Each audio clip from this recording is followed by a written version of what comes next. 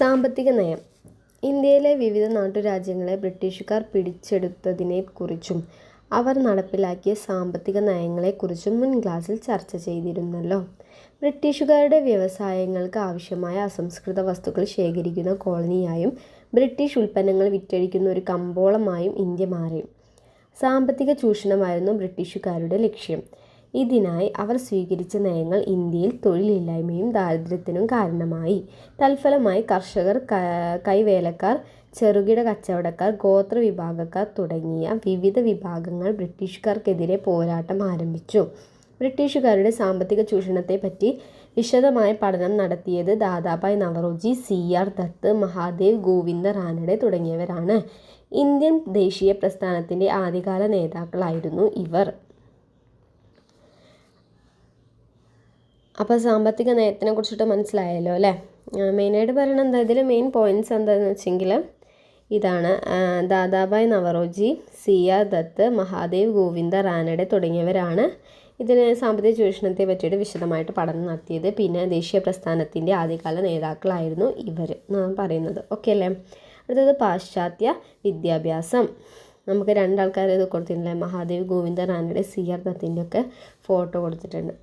19-ാം നൂറ്റാണ്ടിൻ്റെ ആരംഭത്തിലാണ് ഇന്ത്യയിൽ ആധുനിക വിദ്യാഭ്യാസം ആരംഭിച്ചത്. ബ്രിട്ടീഷുകാരുടെ മേന്മയെ ഉയർത്തിക്കാണിക്കാനും ഇന്ത്യക്കാരെ സാംസ്കാരികമായി തങ്ങൾക്ക് വിധേയരാക്കാനും തങ്ങളോട് അനുഭാവമുള്ള ഒരു വിഭാഗം ഇന്ത്യക്കാരെ വാർത്തെടുക്കാനുമാണ് ബ്രിട്ടീഷുകാർ ഇംഗ്ലീഷ് വിദ്യാഭ്യാസം പ്രചരിപ്പിച്ചത്. എന്നാൽ ഇംഗ്ലീഷ് വിദ്യാഭ്യാസം ലഭിച്ച ഇന്ത്യക്കാർ ജനാധിപത്യം, സ്വാതന്ത്ര്യം, സ്ഥിതിസമത്വം, തുല്യനീതി, ശാസ്ത്രബോധം, പൗരാവകാശം എന്നിവയെക്കുറിച്ച് അവബോധമുള്ളവരായി മാറി. പുതിയ ആശയങ്ങൾ പരിചയപ്പെട്ട ഇന്ത്യക്കാർ തങ്ങളുടെ രാജ്യം എങ്ങനെ ബ്രിട്ടൻ്റെ കീഴിലായി എന്ന് ചിന്തിച്ചു. ബ്രിട്ടീഷ് ആധിപത്യം അവസാനിപ്പിക്കേണ്ടതിൻ്റെ ആവശ്യകതയെപ്പറ്റി അവർ നിരന്തരം സംസാരിച്ചു. രാജ്യത്തെ വിവിധ പ്രദേശങ്ങളിൽ നിന്ന് വരുന്നവർക്ക് ആശയ കൈമാറ്റത്തിനുള്ള പൊതുഭാഷയായി ഇംഗ്ലീഷ് മാറി. രാജ്യത്തിൻ്റെ സാമ്പത്തിക സാമൂഹിക ദൗർബല്യങ്ങൾ തിരിച്ചറിയുന്നതിന് പാശ്ചാത്യ വിദ്യാഭ്യാസം ഇന്ത്യക്കാരെ സഹായിച്ചു.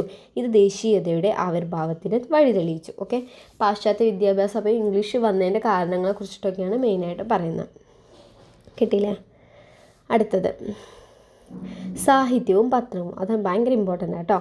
ഇന്ത്യയിൽ ദേശീയത പ്രചരിപ്പിക്കുന്നതിൽ സാഹിത്യ കൃതികളും പത്രങ്ങളും പ്രധാന പങ്ക് വഹിച്ചു. ബ്രിട്ടീഷുകാർക്കെതിരെയുള്ള പ്രതിഷേധം സാഹിത്യത്തിൽ അലയടിച്ചു. രാജ്യത്തിൻ്റെ വിവിധ ഭാഗങ്ങളിൽ ജനങ്ങൾ നേരിടുന്ന ദുരിതങ്ങളും അവഗണനയും ചൂഷണവും ഒക്കെ സാഹിത്യകൃതികളിൽ പ്രതിപാദ്യ വിഷയങ്ങളായി മാറി. അക്കാലത്തെ പ്രമുഖ എഴുത്തുകാരനായ ദീനബന്ധു മിത്ര, ആരൊക്കെയാണ്?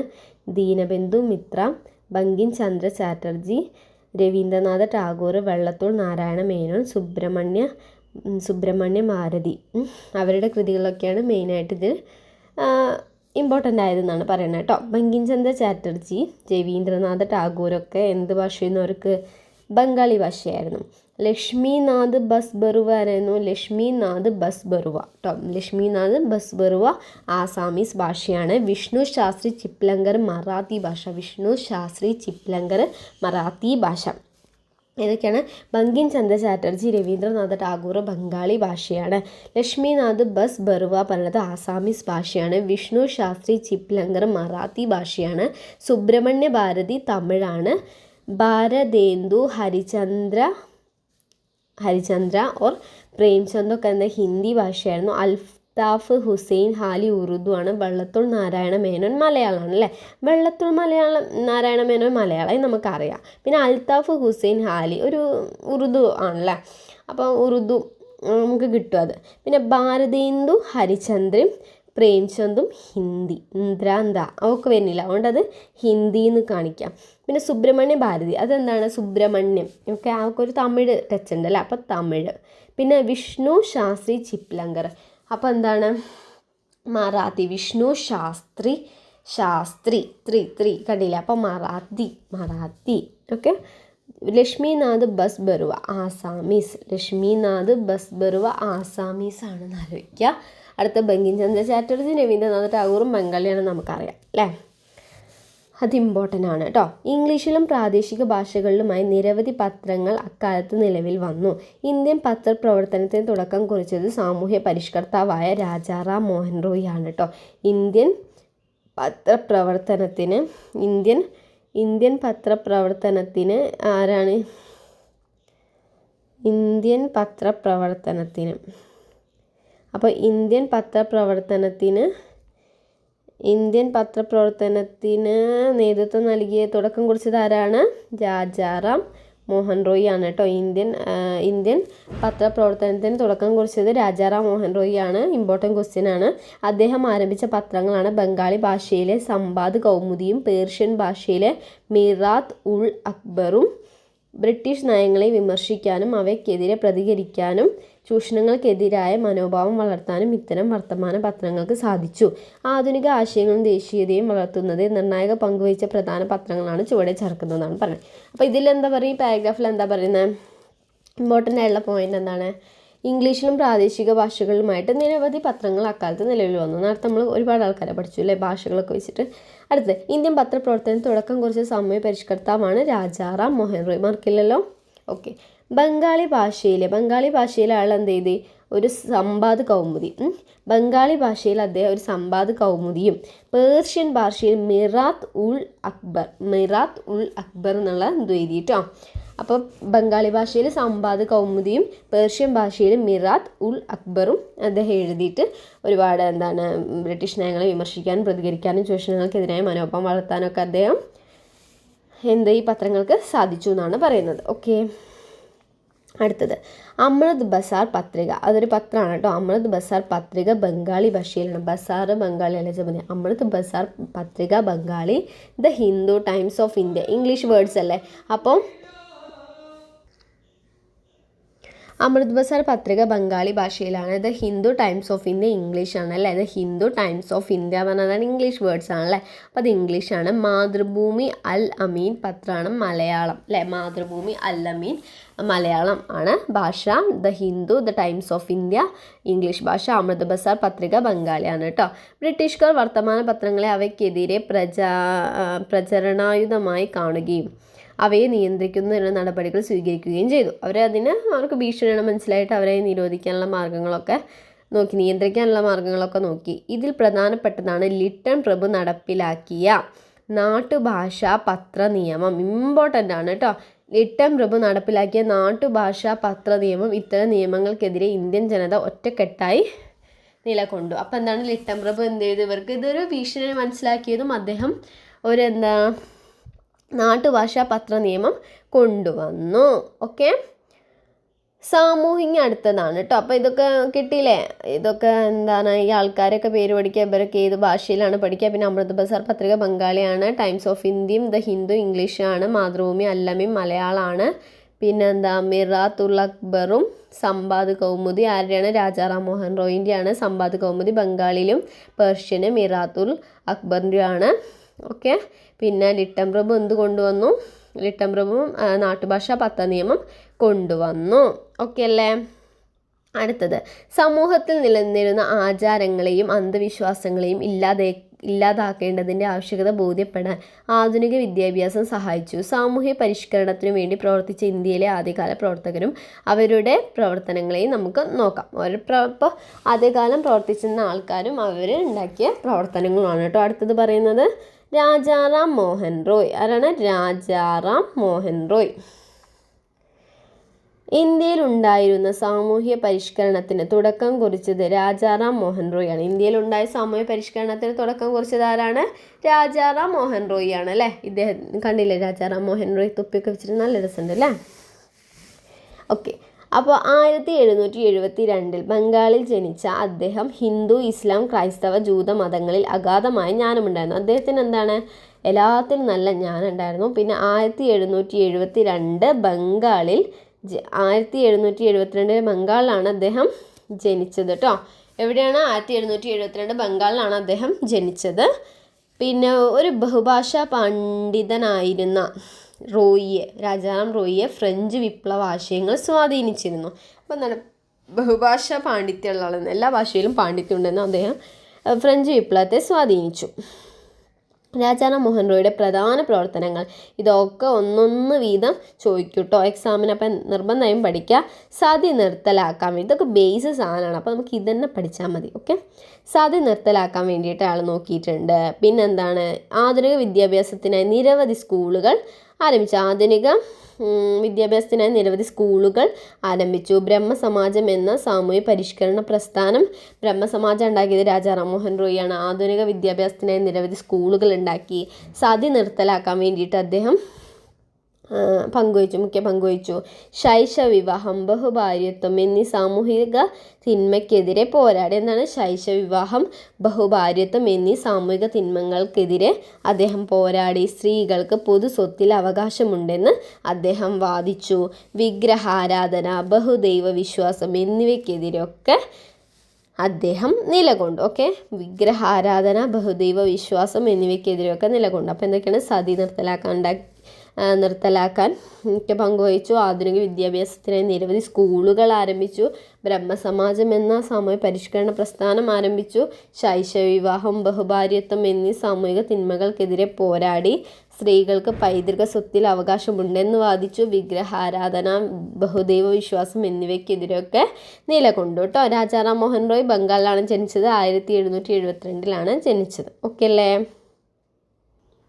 അടുത്തതാണ് നമ്മളെ ജ്യോതിറാവു ഫുലെ. മഹാരാഷ്ട്രയിലെ താഴ്ന്നതെന്ന് കണക്കാക്കപ്പെട്ട ജാതിയിൽപ്പെട്ടവരുടെയും സ്ത്രീകളുടെയും അവകാശങ്ങൾക്കായി പോരാടിയ സാമൂഹിക പരിഷ്കർത്താവായിരുന്നു ജ്യോതിറാവു ഫുലെ. ഓക്കെ, മഹാരാഷ്ട്രയിലാണ് കേട്ടോ ആള് ജനിച്ചത്.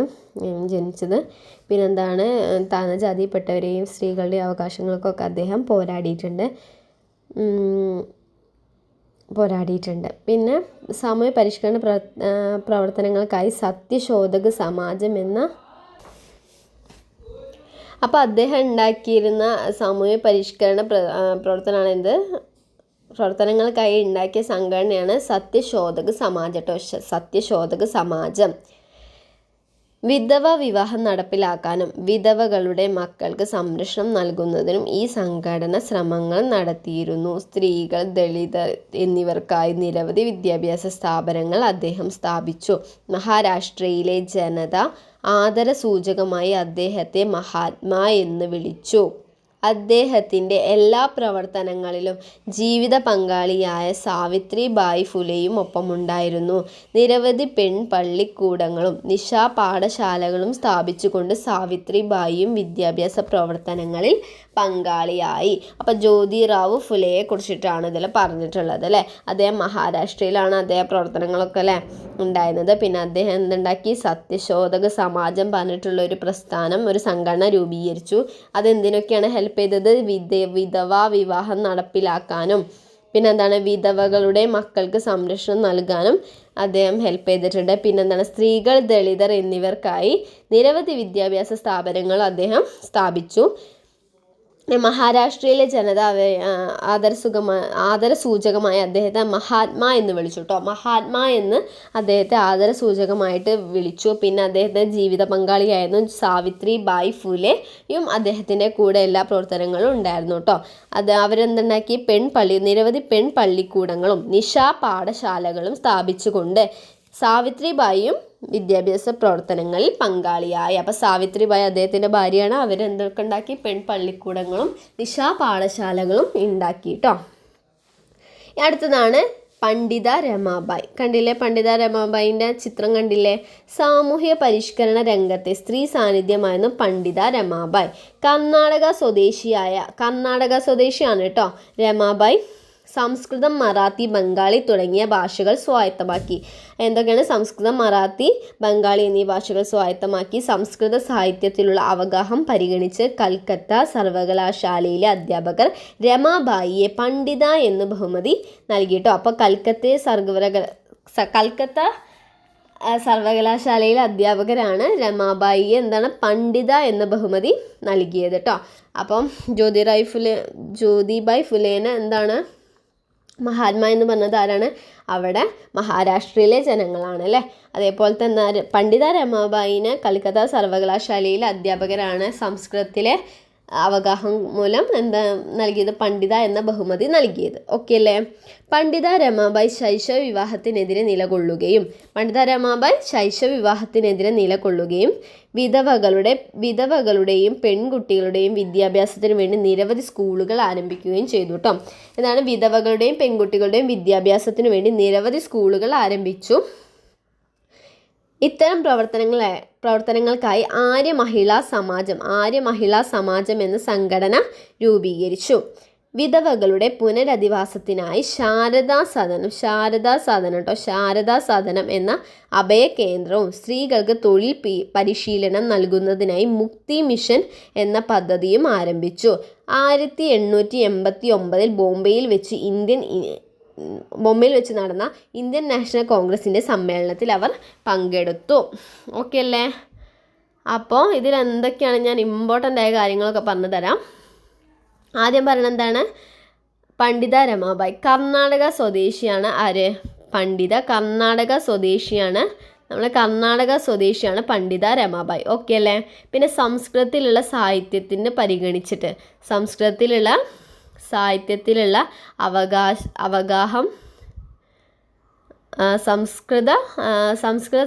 അവഗാഹം പരിഗണിച്ച് കൽക്കത്ത സർവകലാശാലയിലെ അധ്യാപകർ രമാബായിയെ പണ്ഡിത എന്ന ബഹുമതി നൽകി കേട്ടോ. കൽക്കട്ട സർവകലാശാലയിലെ അധ്യാപകർ എന്താണ്? പണ്ഡിത എന്ന ബഹുമതി നൽകി. അടുത്തത് പറയുന്നത് എന്താണ്? ശൈശവ വിവാഹത്തിനും പിന്നെ എന്താണ് വിധവകളുടെയും പെൺകുട്ടികളുടെയും വിദ്യാഭ്യാസത്തിന് വേണ്ടിയിട്ട് വിധവകളുടെയും പെൺകുട്ടികളുടെയും വിദ്യാഭ്യാസത്തിന് വേണ്ടി നിരവധി സ്കൂളുകൾ ആരംഭിച്ചു. ഓക്കെ അല്ലേ? പിന്നെ അത്തരം പ്രവർത്തനങ്ങൾ ചെയ്യാൻ വേണ്ടിയിട്ട് ആര്യ മഹിളാ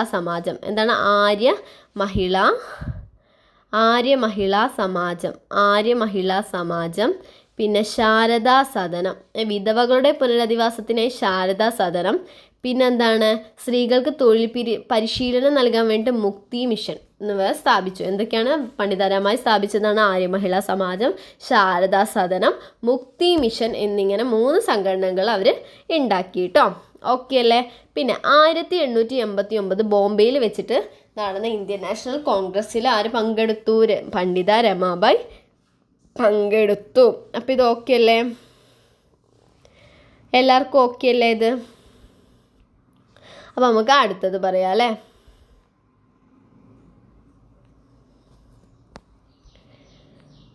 ഓക്കെ, അടുത്തത് ഇമ്പോർട്ടൻ്റ് ആണ്. സാമൂഹിക പരിഷ്കരണ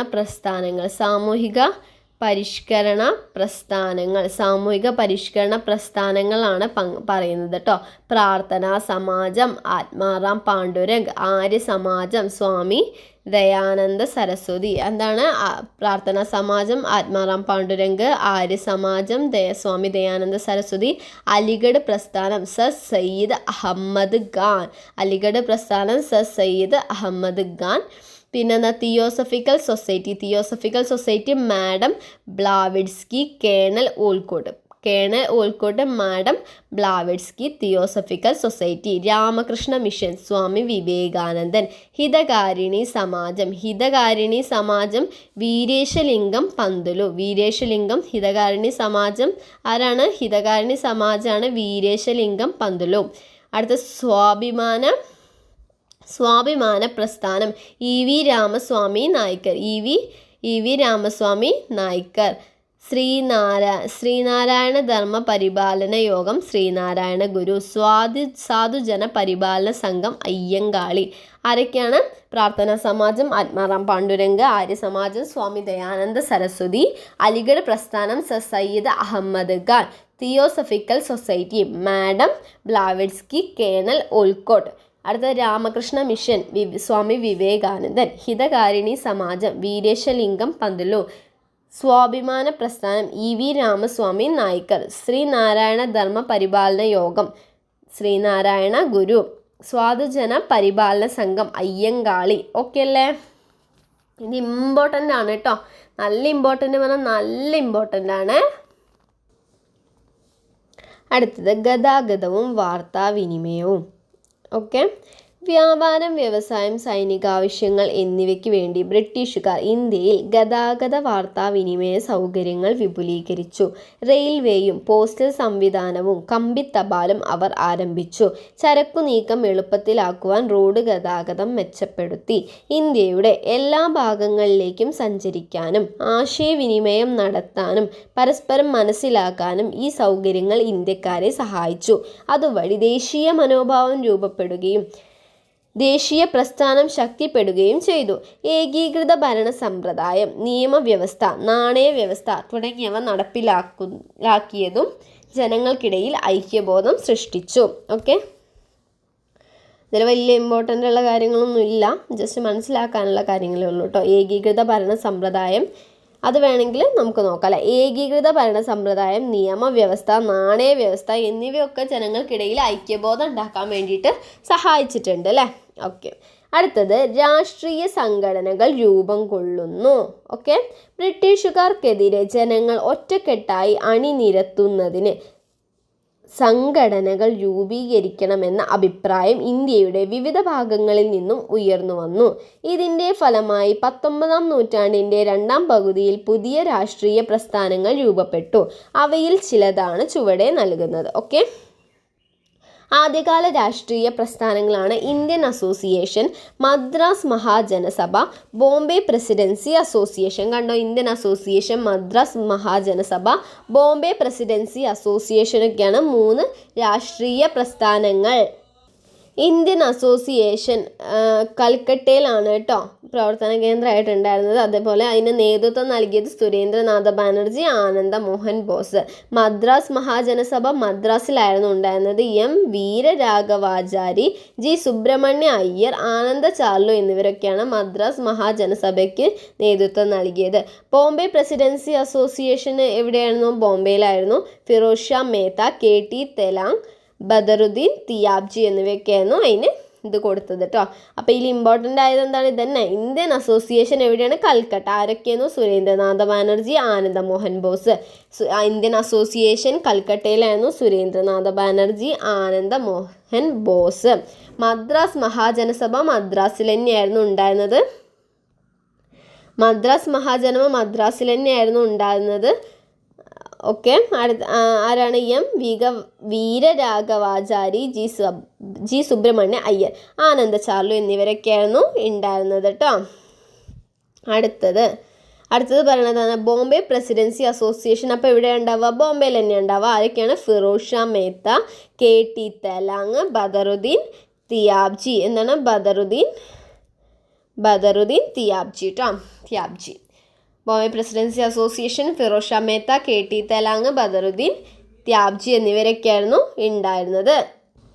ഈ സംഘടനകൾക്കൊന്നും അഖിലേന്ത്യാ സ്വഭാവം ഉണ്ടായിരുന്നില്ല. ഇവയുടെ പ്രവർത്തനം ചില പ്രവിശ്യകളിലും പ്രദേശങ്ങളിലും മാത്രമായി ഒതുങ്ങിയിരുന്നു. ധനികരുടെയും മധ്യവർഗത്തിൻ്റെയും നേതൃത്വത്തിലുള്ള ഇത്തരം സംഘടനകൾക്ക് ബഹുജനങ്ങളെ തദ്ദേശീയമായി ധനികരുടെയും മധ്യവർഗത്തിൻ്റെയും നേതൃത്വത്തിലുള്ള ഇത്തരം സംഘടനകൾക്ക് ബഹുജനങ്ങളെ രാഷ്ട്രീയമായി ബോധവൽക്കരിക്കാൻ സാധിച്ചില്ല. ഈ സാഹചര്യത്തിൽ ഒരു അഖിലേന്ത്യാ സംഘടന രൂപീകരിക്കേണ്ട ആവശ്യകത ശക്തിപ്പെട്ടു. ഓക്കെ, അടുത്തത് അഖിലേന്ത്യയിൽ ഇമ്പോർട്ടൻ്റ് ഒന്നുമില്ല അല്ലേ. അഖിലേന്ത്യാ സംഘടന രൂപം കൊള്ളുന്നു. അടുത്താണ് കേട്ടോ, നമ്മൾ ഇന്ത്യൻ നാഷണൽ കോൺഗ്രസിനെ കുറിച്ചിട്ടാണ് നമ്മളിതിൽ മെയിനായിട്ട് പറയുന്നത് കേട്ടോ. ശ്രദ്ധിച്ചോളൂ എല്ലാവരും.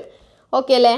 അഖിലേന്ത്യാ സംഘടന രൂപം കൊള്ളുന്നു. 1885 ഡിസംബർ 28 പകൽ 12 മണി ബോംബെയിൽ ഗോകുൽദാസ് തേജ്പാൽ സംസ്കൃത കോളേജിലെ വിശാലമായ മുറിയിൽ ഒരു യോഗം നടക്കുന്നു. 72 പേർ അവിടെ ഒത്തുകൂടിയിട്ടുണ്ട്. ഇന്ത്യയിലെ വിവിധ പ്രദേശങ്ങളിൽ ചില പ്രദേശ സംഘടനകളുടെ പ്രതിനിധികളായി പ്രവർത്തിച്ചവരാണ് അവർ. ഭാഷ കൊണ്ടും മതവിശ്വാസം കൊണ്ടും സമൂഹത്തിൽ ആർജിച്ചിരുന്ന അംഗീകാരം കൊണ്ടും വൈവിധ്യമാർന്ന വ്യക്തിത്വമുള്ളവർ. സംഘാടകരിൽ ഒരാൾ ഇംഗ്ലീഷുകാരനായ ഭാഷ കൊണ്ടും മതവിശ്വാസം കൊണ്ടും സമൂഹത്തിൽ ആർജിച്ചിരുന്ന അംഗീകാരം കൊണ്ടും വൈവിധ്യമാർന്ന വ്യക്തിത്വമുള്ളവരായിരുന്നു അവർ. സംഘാടകരിൽ ഒരാൾ ഇംഗ്ലീഷുകാരനായ അലൻ ഒക്ടേവിയൻ ഹ്യൂമും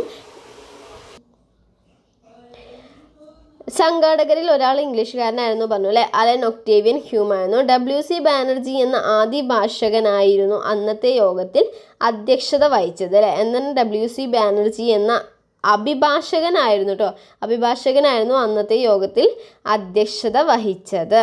ഓക്കെ അല്ലേ. അപ്പോൾ എന്താണ് ഇമ്പോർട്ടൻ്റ് ആയ കാര്യങ്ങളാണ് ഇതിൽ മെയിനായിട്ട് പറയണത് അല്ലേ. നമ്മുടെ INC എന്നാണ് രൂപീകൃതമായത്? 1855 ഡിസംബർ 28.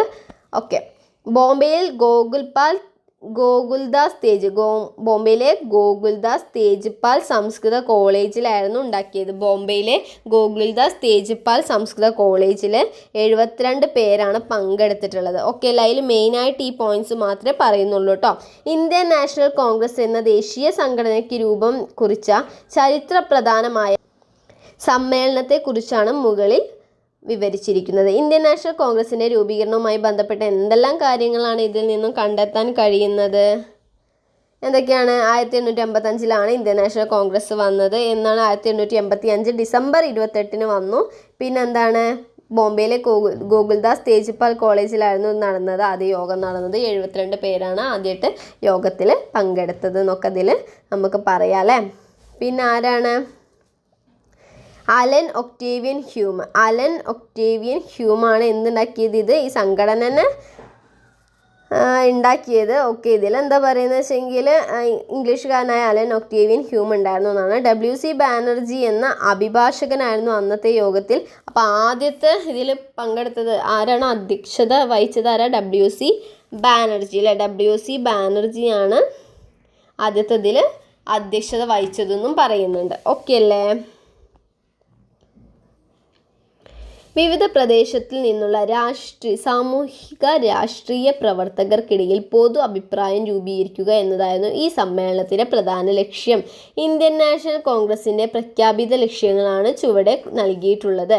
ഇന്ത്യയുടെ വിവിധ ഭാഗങ്ങളിലെ രാഷ്ട്രീയ പ്രവർത്തകർക്കിടയിൽ സൗഹൃദ ബന്ധം വളർത്തുക, ജാതിയുടെയും മതത്തിൻ്റെയോ പ്രവിശ്യയുടെയോ വ്യത്യാസമില്ലാതെ ദേശീയ ഐക്യബോധം വളർത്തുക, പൊതു ആവശ്യങ്ങൾക്ക് രൂപം നൽകുകയും അവ ബ്രിട്ടീഷ് ഗവൺമെൻറ്റിന് മുമ്പാകെ അവതരിപ്പിക്കുകയും ചെയ്യുക, രാജ്യത്ത് പൊതു അഭിപ്രായം രൂപീകരിക്കുകയും ജനങ്ങളെ സംഘടിപ്പിക്കുകയും ചെയ്യുക.